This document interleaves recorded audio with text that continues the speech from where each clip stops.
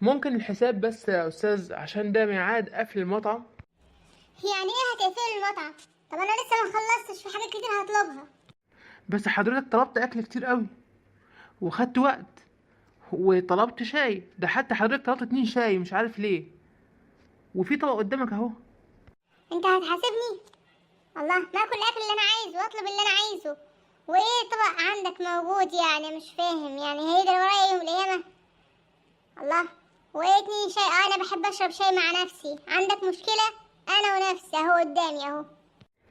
شاي مع نفسك؟ طيب يا فندم، عموما هو الشاي قدامك اهو، لسه ما شربتش منه ولا بق. هات لي شاي تاني. هو حضرتك نقاش؟ في ايه بس؟ طب انا عايز اقابل المدير. انا المدير وصاحب المطعم، امرني. ها؟ طب بصراحه